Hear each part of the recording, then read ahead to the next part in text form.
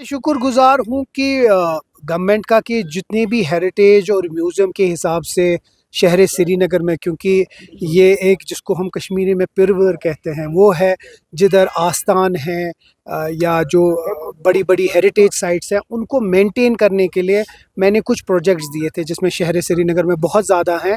और उसमें चाहे वो मखदूम साहब है उसकी रेनोवेशन, फिर अहमद शाह मचाम साहब उसकी, ये जो है आस्थान मीर शमसुद्दीन इराकी उसका, फिर उसके बाद कल मैं मियाँ शाह साहब रहनावारी में गया, उसी तरह दरगाह आस्थान और बाकी जो भी हैं यहाँ शहर श्रीनगर में, उसको किस तरीके से रेनोवेट करे, इम्प्रूव करे और जो इसका जो मेन जो इसका जो एस्थेटिक टेस्ट है उसको बरकरार रखना, लेकिन उसको इम्प्रूव करना। उसमें मैंने कुछ प्रोजेक्ट्स दिए थे जो अप्रूव हुए हैं, उसी सिलसिले में ये सब कुछ हो रहा है।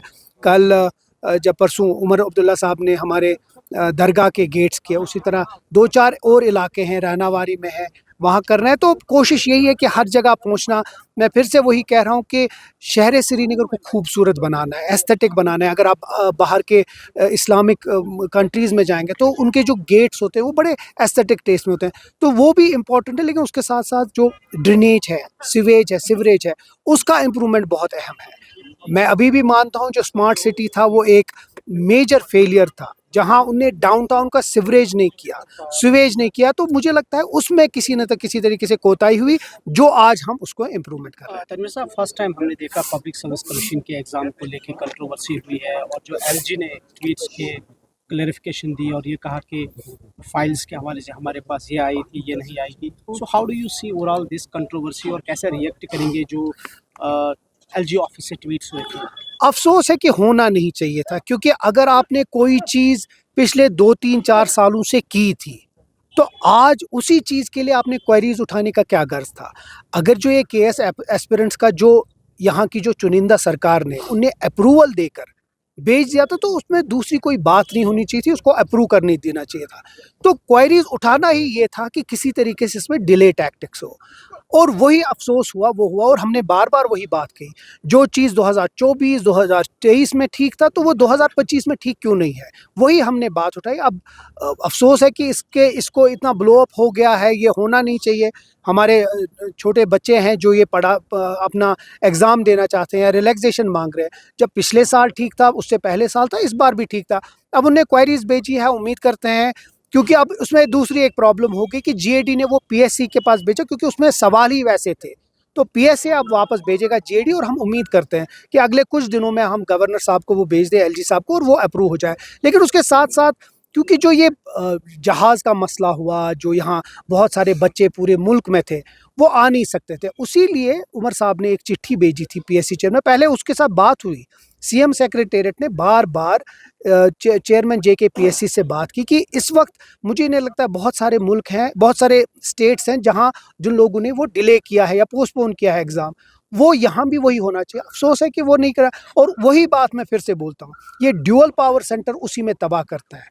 अगर स्टेटहुड होता तो आपको लगता है किसी कोई जू से तू करता, फिर उसके बाद फिर हमारी बात होती और वो ना मानता, ये अफ़सोस है हमारे। अब इसमें एक सवाल ये है कि जो चेयरमैन जेकेपीएससी ने कंसिडर भी नहीं की रिक्वेस्ट सीएम साहब की और उनकी कैबिनेट मिनिस्टर सकीना यतू साहिबा की, आप कितना उसको कंसर्न समझते हैं? अफ़सोस तो है, जब चीफ मिनिस्टर साहब ने उसका रीज़न भी बताया, हमारी जो एजुकेशन मिनिस्टर उन्होंने रीज़न भी बताया कि जो हमारे बच्चे हैं वो दूर दराज से आ रहे हैं, कहाँ से आएंगे? आपकी एक-एक टिकट 50-50, 60-60 हज़ार की है, कहाँ से वो इतना करेंगे?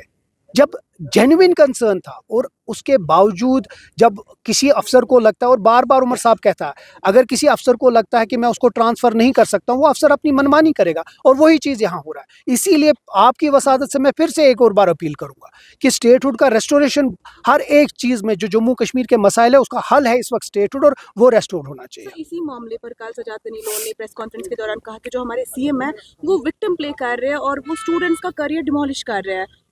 प्रॉब्लम ये है कि सजाद साहब और बीजेपी के आपस में एक गठजोड़ है। जो जम्मू से वो बोलते हैं उसका अपोजिट सजाद साहब बोलते हैं, जो सजाद साहब बोलते हैं जानबूझ के।